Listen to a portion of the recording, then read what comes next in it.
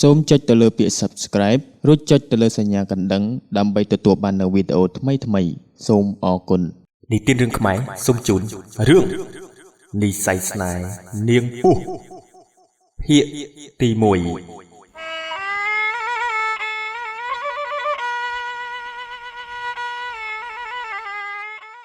កាលពីយូរលង់ណាស់មកហើយមានស្រុកតូចមួយនៅក្បែរព្រៃធំមួយមាននាងនប់ម្នាក់មានឈ្មោះថាប៉ាងគេមិនមានឪពុកម្ដាយនោះទេគេរស់នៅជាមួយនឹងបងស្រីរបស់គេម្នាក់ដែលមានឈ្មោះថានាងច័ន្ទហើយនាងច័ន្ទក៏បានរៀបការជាមួយនឹងបុរសម្នាក់ទៀតដែលមានឈ្មោះថាយ៉ានពួកគេទាំង3នាក់រស់នៅក្រោមដំបូលផ្ទះតែមួយហើយប្រកបមុខរបរជាអ្នកធ្វើស្រែចម្ការការងារក្នុងនិងក្រៅផ្ទះទាំងប៉ុន្មានគឺប៉ាំងជាអ្នករ៉ាប់រងទាំងអស់ចំណែកឯនាងច័ន្ទនិងនាយយ៉ានវិញមិនដែលចេះធ្វើការអ្វីនោះទេគឺចាំតែដេកស៊ីកម្លាំងញើសឈាមរបស់ប៉ាំងដែលជាប្អូនហើយប្រាក់ដែលប៉ាំងខំរកបានទាំងប៉ុន្មានក៏ពួកគេបានយកទៅលេងល្បែងនិងទិញស្រាផឹកលុះជំពាក់គេក៏ប៉ាំងជាអ្នកដើរសងនាយយ៉ានដែលជាបងថ្លៃរបស់ប៉ាំងជាអន្តិតទើបតែសឹកតែគេជាមនុស្សទ្រមុខកំជិលមួយថ្ងៃគិតតែពីដេកក្រោកតែពីដេកក៏ដើរទៅលេងល្បែងផឹកស្រាទាល់តែប្រពន្ធហៅទើបត្រឡប់មកផ្ទះវិញចំណែកឯនាងច័ន្ទវិញស្រឡាញ់ប្តីរបស់នាងណាស់ហើយមិនសូវជាយកចិត្តទុកដាក់ទៅលើប្អូននាងប៉ុន្មាននោះទេកាលដែលមិនទាន់រៀបការបងប្អូនគេទាំងពីរនាក់នេះស្រឡាញ់គ្នាណាស់ការងារចែកគ្នាធ្វើស្មើគ្នាតែដល់ពេលដែលការរួចចរិតក៏ផ្លាស់ប្ដូរ360ដឺក្រេការងារអ្វីក៏លែងធ្វើតែងតែខ្លួនដើរលេងជាមួយប្តីបាយទឹកក៏មិនសូវនឹកនាដាំថ្ងៃខ្លះពេលដែលប៉ាងត្រឡប់មកពីស្រែវិញសឹងតែអត់បាយក៏មានអ្នកធ្វើការមិនឈ្នះអ្នកដេកស៊ីអញ្ចឹងហើយទើបគ្រួសារនេះនៅតែក្រប៉ាងមិនដែលមានសម្លៀកបំពាក់ថ្មីពាក់នឹងគេនោះទេសម្បុររបស់គេខ្មៅស្រអែមគេពាក់តែខោអាវរហែកដើរត្រឹកទៅធ្វើស្រែធ្វើចំការក្រោមកម្ដៅថ្ងៃក្ដៅហួតហែងខុសពីពួកអ្នកកំឡោះដទៃទៀតដែលមានវ័យស្របាលនឹងគេនៅក្នុងភូមិគេជាមនុស្សមិនសូវមាត់កពោលគឺមានការចាំបាច់ទើបគេនិយាយអ្នកភូមិខ្លះបានឃើញស្ថានភាពគ្រួសាររបស់គេមានការអាណិតអាសូរចំពោះប៉ាងជាខ្លាំងហើយក៏បានប្រាប់ឲ្យគេនៅបែកផ្ទះពីបងរបស់គេទៅក្រែងបានធូរស្បើយខ្លះក៏ប៉ុន្តែទោះបីជាយ៉ាងណាក៏ដោយប៉ាងមិនដែលមានចិត្តខឹងគុំគួនអ្វីនឹងបងស្រីរបស់គេឡើយគេគិតលើមនោសញ្ចេតនាបងប្អូនជាធំព្រោះតាំងតែពីតូចមកគឺមានតែគេនិងបងស្រីរបស់គេតែប៉ុណ្ណោះដែលនៅជាមួយគ្នា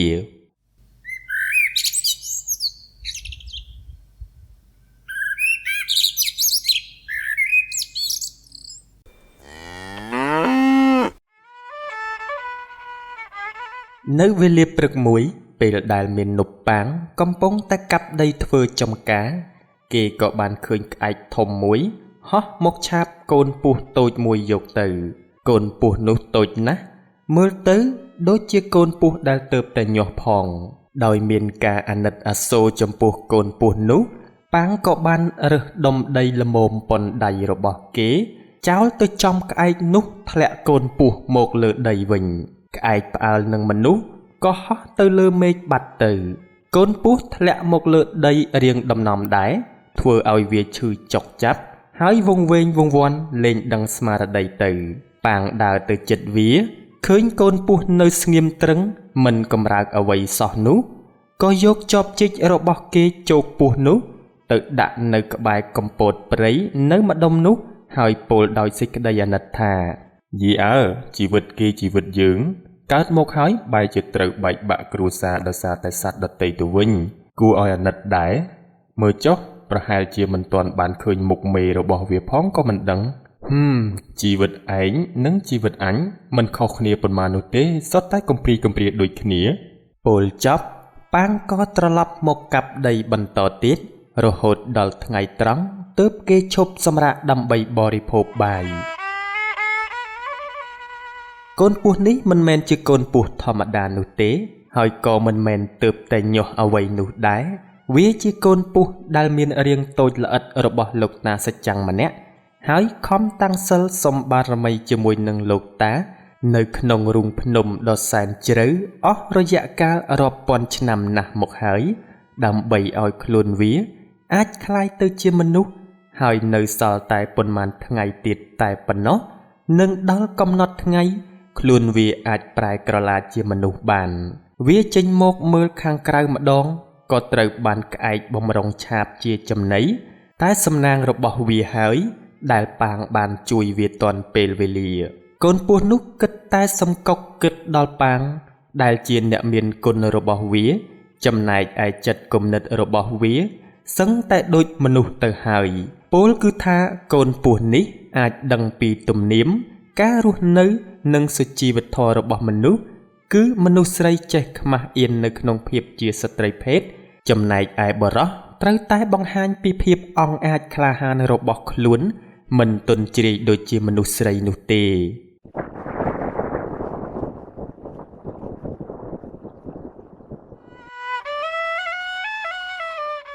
នៅក្នុងព្រៃដែលមិនឆ្ងាយពីភូមិនារាត្រីកាលដ៏សែនត្រជាក់សន្សើមក៏ធ្លាក់ជាដំណក់តូចៗមកផ្សើមស្មៅដែលដុះក្បែររូងភ្នំមួយដែលកំពុងតែមានពន្លឺជះចេញមកក្រៅយ៉ាងភ្លឺចចាចពិតណាស់នេះគឺជាពេលវេលាដែលនាងពស់ច្រមុះរូបស្រស់សោភា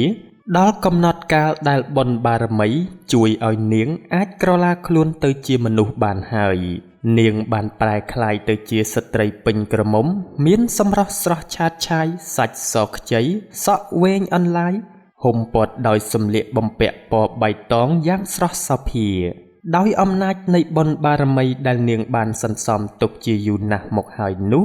វាបានធ្វើឲ្យនាងមានមហិទ្ធិឫទ្ធិខ្លាំងអស្ចារ្យគ្រាន់តែបក់ដៃភ្លាមនាងចង់បានអ្វីរបស់នោះនឹងលេចចេញជារូបរាងភ្លាមនៅនឹងមុខនាងនៅថ្ងៃមួយពួកប្រុសនៅក្នុងភូមិក៏បានបបួលមាននប់ប៉ាងចូលទៅរកឃ្មុំនៅក្នុងព្រៃលុះពេលទៅដល់ព្រៃត្រង់ម្ដុំដើមរកាធំមួយពួកគេក៏បានសម្រេចចិត្តបំបែកគ្នាទៅរកឃ្មុំរៀងខ្លួនតែមុននឹងបំបែកគ្នាគេក៏បាននិយាយគ្នាថាណែគ្នាយើងនៅពេលល្ងាចត្រូវតែមកជុំគ្នានៅកន្លែងនេះវិញហើយបើសិនជាល្ងាចហើយបែកជាបាត់នរណាម្នាក់នោះពួកយើងត្រូវតែទៅតាមរកមិនឲ្យចោលគ្នាឡើយនិយាយព្រមព្រៀងគ្នារួចរាល់អស់ហើយពួកគេក៏បំបែកគ្នាចេញទៅប៉ាងចេះតែដើរឆ្ងាយទៅតែថ្ងៃនេះហាក់បីដូចជាចម្លែកណាស់ដើរតាំងពីព្រឹកដល់ថ្ងៃត្រង់ទៅហើយគេមិនបានឃើញឃ្មុំសូម្បីតែមួយសម្បុកដោយសារតែដល់វេលាថ្ងៃត្រង់ហើយនៅតែមិនទាន់រកបានទៀតហើយក្រពះក៏ហេវរីឯរាងកាយក៏ហត់អស់កម្លាំងទៀតនោះគេក៏បានឈប់សម្រាកមួយសន្ទុះសិនរួចស្រាយបាយសំណុំដែលគេដាក់តាមខ្លួនយកមកបរិភោគប៉ាងមិនបានពិនិត្យឲ្យល្អិតល្អន់ជាមុនថាកន្លែងដែលគេអង្គុយនោះមានសុវត្ថិភាពហើយឬនៅនោះទេកន្លែងនោះគឺនៅក្បែររូងពស់មួយដែលមានមាត់រូងតូចល្មមព្រមទាំងបាំងស្មៅជិតទើបប៉ាងមិនបានចាប់អារម្មណ៍ស្របពេលដែលកំពុងតែអង្គុយបរិភោគបាយស្រាប់តែមានពស់អសិរពិសមួយបើកវែកយ៉ាងធំចេញពីក្នុងរូងវាមកចំពីមុខរបស់គេ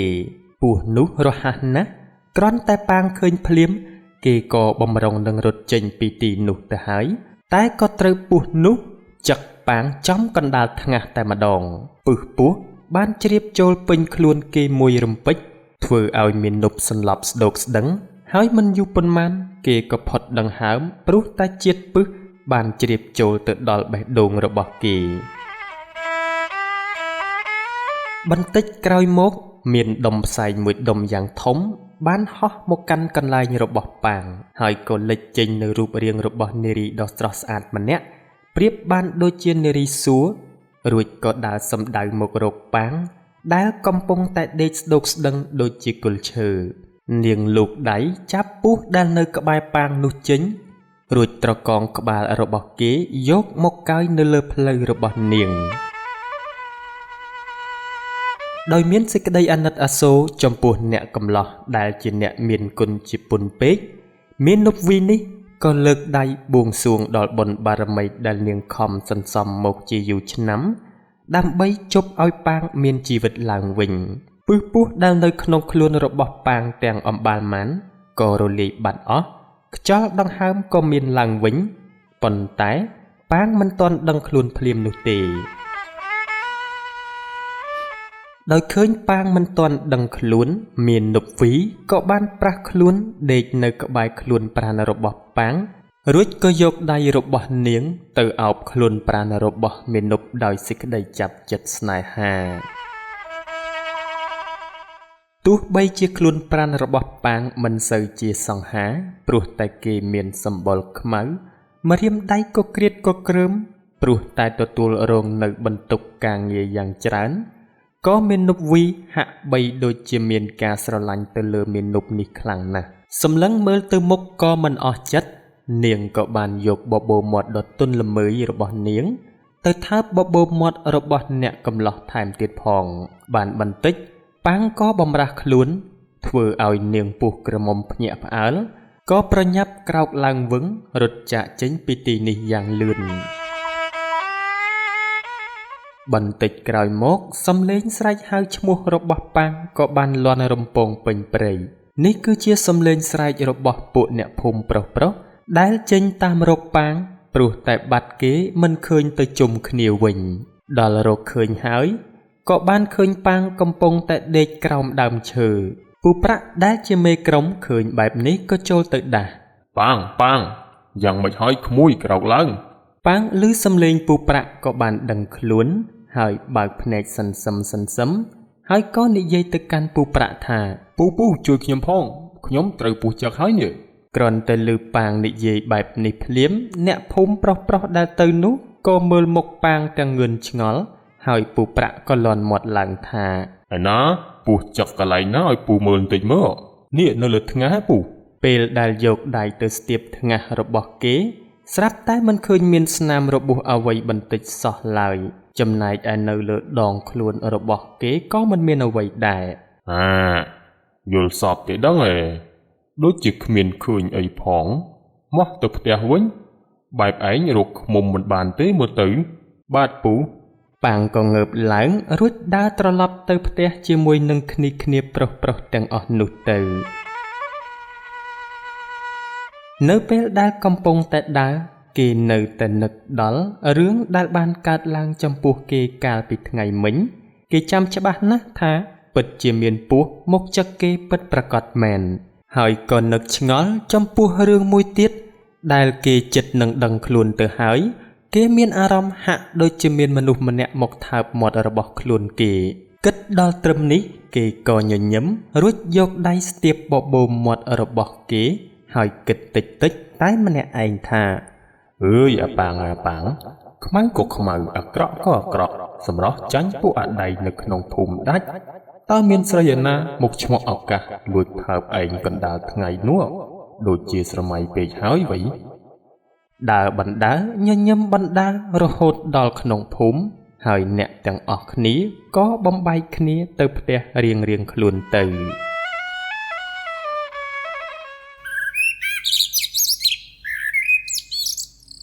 ច្រើនខែកន្លងផុតទៅរដូវច្រូតកាត់ក៏បានចូលមកដល់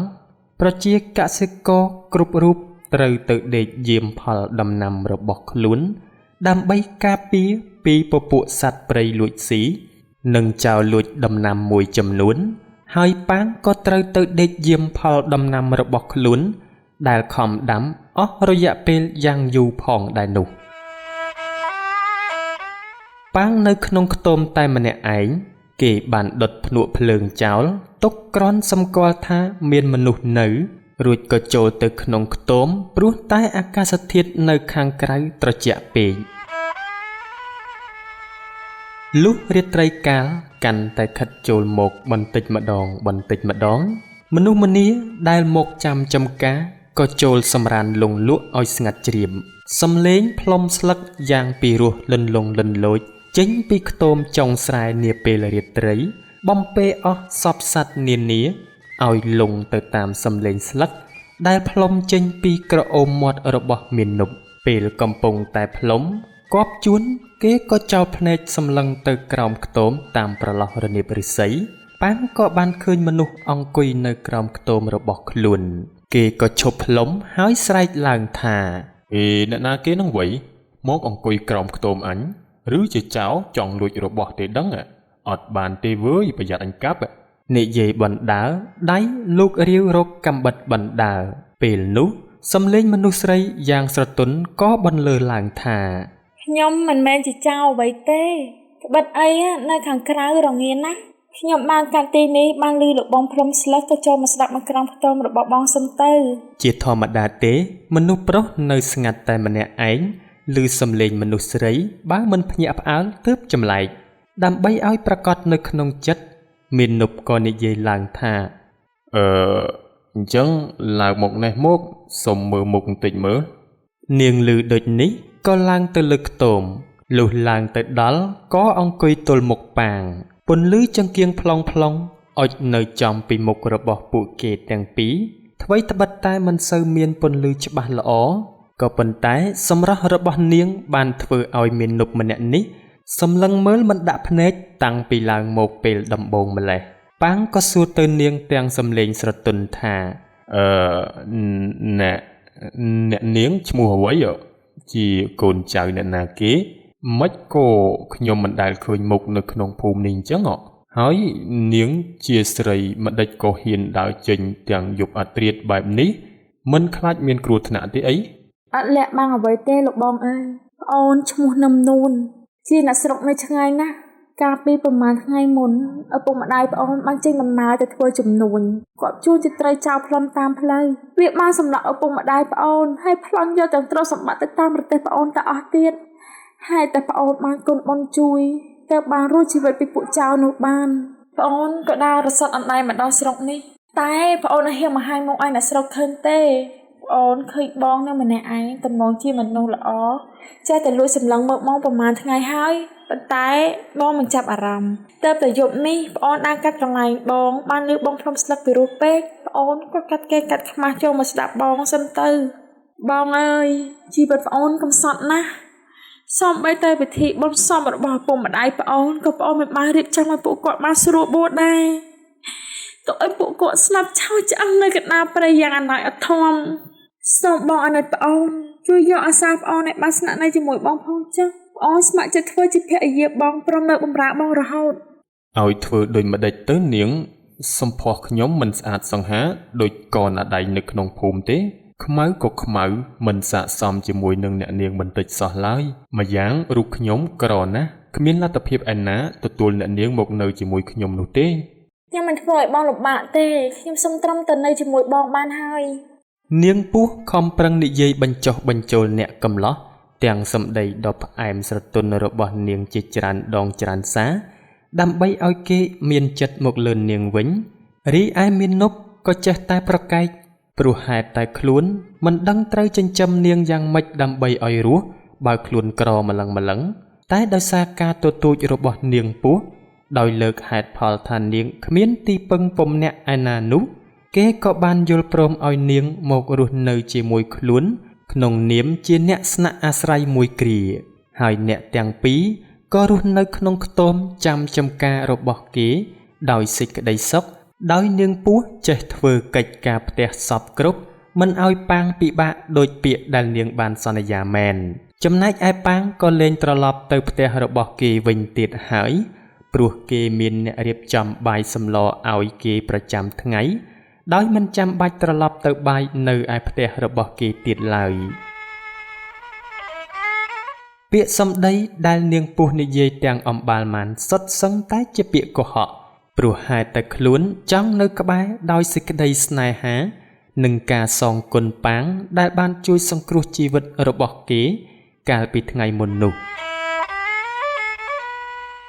ជារៀងរាល់ថ្ងៃនាងចេះតែធ្វើល្អដាក់ប៉ាងហើយចំណងចិត្តអ្នកទាំងពីរក៏ចេះតែស្អិតរមួតរហូតអ្នកទាំងពីរបានសែនព្រេននៅនឹងមុខខ្ទមស្រែរបស់គេធ្វើជាប្តីប្រពន្ធនឹងគ្នានៅវេលាព្រឹកមួយក៏ប៉ុន្តែការសែនព្រេនរបស់ពួកគេទាំងពីរនាក់នេះពុំបានដឹងដល់នាងច័ន្ទនិងនាយយ៉ានដែលជាបងរបស់ខ្លួននោះទេនាងច័ន្ទនិងនាយយ៉ានដោយនឹកឆ្ងល់បាត់មិនឃើញប៉ាងដែលជាប្អូនមិនបានត្រឡប់ទៅផ្ទះវិញជាច្រើនថ្ងៃនិងអស់ប្រាក់សម្រាប់ចាយវាយផងនោះនាងក៏បបួលនាយយ៉ានដែលជាប្តីរបស់ខ្លួនទៅតាមរកប្អូនដល់ខ្ទមចុងស្រែនោះពេលពួកគេទៅដល់ប៉ាងមិនបាននៅចាំខ្ទមនោះទេគេបានចេញទៅប្រមូលផលនៅឯចំការក្បែរស្រែបាត់ទៅហើយនៅសល់តែនឹមនួនម្នាក់ឯងប៉ុណ្ណោះដែលកំពុងតែដាំបាយដោយឃើញមនុស្សប្លែកមុខមកពីចម្ងាយនឹមនួនក៏ចូលទៅពួននៅក្នុងខ្ទមសិនតែដល់ពេលដែលគេទាំងពីរនាក់មកដល់ហើយឈ្មោះរបស់ប៉ាងចិត្តស្និទ្ធពេកនាងក៏ចេញទៅខាងក្រៅដើម្បីរាក់ទាក់នាងច័ន្ទមានការភ្ញាក់ផ្អើលយ៉ាងខ្លាំងពេលដែលឃើញមនុស្សស្រីដែលនៅក្នុងខ្ទមប្អូនរបស់ខ្លួនរីឯនាយយ៉ានវិញសម្លឹងទៅមើលរូបសម្រស់របស់នាងនឹមនួនមិនដាក់ភ្នែកសោះឡើយនាងច័ន្ទក៏បានសួរទៅនឹមនួនថាណែនាងជាអ្នកណាហើយមកធ្វើអីនៅក្នុងខ្ទមប្អូនប្រុសខ្ញុំនឹងចាបងស្រីប្អូនឈ្មោះនឹមនួនជាប្រពន្ធរបស់បងប៉ាងគ្រាន់តែឮពាក្យថាប្រពន្ធភ្លាមទាំងពីរអ្នកប្តីប្រពន្ធនេះក៏ភ្ញាក់ផ្អើលធ្វើមុខស្លើហើយនាងច័ន្ទក៏លាន់មាត់ឡើងទៀតថាហាប្រពន្ធមួយចាប៉ាងវិការតាំងពីពេលណាខ្ញុំជាបងវាមិនក៏មិនដឹងនិយាយដល់ត្រឹមនេះក៏ជួនជាពេលនោះប៉ាងក៏មកដល់ល្មមមិនចាំបាច់ឲ្យនឹមនួននិយាយទេគេនិយាយរឿងរ៉ាវរបស់ពួកគេទាំងពីរឲ្យបងរបស់ពួកគេស្ដាប់ព្រមទាំងពាក្យដែលនឹមនួនកុហកដើម្បីបានមកនៅជាមួយខ្លួនផងដែរបានជាពួកគេទាំងពីរមិនទាន់ត្រឡប់ទៅប្រាប់បងព្រោះចាំឲ្យដល់ពេលប្រមូលផលដំណាំហើយទើបនាំគ្នាទៅក្រាបសំពះដើម្បីឲ្យបងដឹងឮ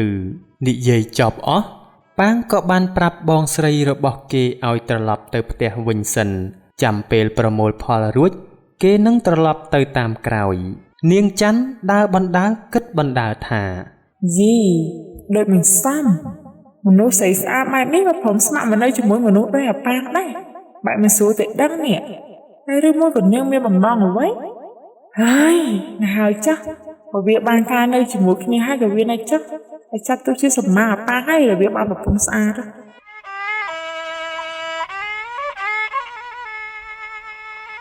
ឈប់និយាយពីរឿងរបស់ពួកគេទាំងអស់នេះសិនហើយមកនិទានអំពីរូងភ្នំដ៏ជ្រៅមួយដែលនៅមិនឆ្ងាយប៉ុន្មានពីទីកន្លែងដែលនាងពស់ធ្លាប់រស់នៅសំសិលជាមួយលោកតាសច្ចាំងមានមេធ្មប់ម្នាក់ដែលមានឈ្មោះថានាងកាឡាសំងំរៀនមុនអាគមបិសាចអស់រយៈពេលរាប់រយឆ្នាំណាស់មកហើយដែរនាងមេធ្មប់នេះមិនអាចចេញមកខាងក្រៅបានឡើយព្រោះកាលពីរយៈពេលប៉ុន្មានរយឆ្នាំមុនមានការប្រយុទ្ធគ្នារវាងនាងនិងលោកតាសច្ចាំងយ៉ាងខ្លាំងក្លាដើម្បីសម្លាប់នាងព្រោះនាងចេះតែមានឫទ្ធិអំណាចកាន់តែខ្លាំងក្លាពីមួយថ្ងៃទៅមួយថ្ងៃលោកសច្ចាំងមិនអាចកម្ចាត់មេធ្មប់នេះឲ្យរលាយសាបសូន្យបាននោះឡើយតែគាត់សង្កត់នាងជាមួយនឹងបារមីរបស់គាត់ដើម្បីឃុំខ្លួននាងមេធ្មប់នៅក្នុងរូងភ្នំដ៏ជ្រៅមួយនេះក្រៅពីបេះដូងមនុស្សឬសត្វភេទញីទាំងឡាយណាដែលធ្លាប់តាំងសិលសុំបារមីអស់រាប់ពាន់ឆ្នាំនោះគ្មានអ្វីអាចជួយរំដោះនាងចេញពីរូងភ្នំនេះបានឡើយនាងមានបរិវារដែលតាមបម្រើនាងដោយស្មោះស្ម័គ្រអស់ជាច្រើនឆ្នាំចំនួន2នាក់គឺនាងក្អែកខ្មៅដែលជាអ្នកឆាបយកនាងពស់ពេលដែលនាងពស់ត្រូវបានប៉ាងជួយសង្គ្រោះនោះ នាងក្អែកខ្មៅនេះគឺជាបិសាចដែលអាចក្រឡាខ្លួនជាក្អែកនិងជាក្អែកពាក់កណ្ដាលមនុស្សពាក់កណ្ដាលហើយតាមបំរើនាងធ្មប់នេះជាយូរណាស់មកហើយដោយសេចក្តីដឹងគុណទៅលើនាងកាឡាដែលបានជួយនាងឲ្យអាចប្រែក្រឡាជាមនុស្សពាក់កណ្ដាលនេះរីឯម្នាក់ទៀតនាងធ្មប់ហៅថាធ្មប់កាចគឺជាកូនសិស្សរបស់នាងមេធ្មប់មានរូបរាងអាក្រក់មិនសមគួរជាមនុស្សឡើយនាងនេះត្រូវនាងធ្មប់ជួយសង្គ្រោះពេលដែលរត់គេចពីការតាមសម្លាប់របស់អ្នកភូមិចូលមកក្នុងរូងភ្នំរបស់នាងមេធ្មប់ក្រោយពេលដែលនាងរៀនមុនអាគមដាក់ស្នេហ៍បរិសម្នាក់នៅក្នុងភូមិហើយខុសក្បួនคล้ายទៅជាធ្មប់នាងមេធ្មប់កាឡាតែងតែបង្គាប់ឲ្យបរិវាររបស់នាង2នាក់តាមដាននាងពស់តាំងពីយូរណាស់មកហើយព្រោះនាងពស់គឺជាអ្នកតាំងសិលជាមួយនឹងលោកតាសច្ចាំងតាំងពីពេលដែលលោកតាសច្ចាំងនៅមានជីវិតជាមនុស្សសុំសិលធម្មតារហូតដល់គាត់បានសម្រេចបារមីคล้ายទៅជាសច្ចាំងអស់រយៈពេលជាយូរឆ្នាំមកហើយនោះក្រោយពីដឹងថានាងពស់សម្រេចបានបារមីคล้ายជាមនុស្សនាងកាឡាសប្បាយចិត្តជាក្រៃលែងហើយក៏បានបញ្ជូននាងធ្មប់កាចដែលជាកូនសិស្សនិងនាងក្អែកខ្មៅឲ្យទៅយកបេះដូងនាងពស់មកឲ្យខ្លួនសូមលោកអ្នករងចាំតាមដានទស្សនារឿងភក្តីស្នេហ៍នាងពស់ភាគ2ដែលជាភាគបន្ត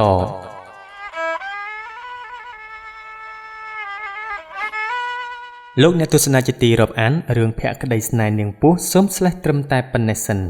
និទានរឿងខ្មែរជា Channel ដែលផលិតរឿងនិទានជាភាសាខ្មែរជាពិសេសគឺរឿងខ្មោចនិងរឿងអប់រំផ្សេងៗបើលោកអ្នកចង់តាមដាននៅរឿងទាំងនោះសូមកុំភ្លេចចុចទៅលើពាក្យ Subscribe ហើយដើម្បីកុំឲ្យខកខាននៅរឿងនិទានថ្មីៗសូមកុំភ្លេចចុចទៅលើសញ្ញាកណ្ដឹងបើលោកអ្នកពេញចិត្តនៅរឿងនិទានរបស់ Channel និទានរឿងខ្មែរសូមកុំភ្លេចចុច Like និងចុច Share ដើម្បីចែករំលែកនៅរឿងទាំងនេះទៅដល់មិត្តភ័ក្តិនិងក្រុមគ្រួសារ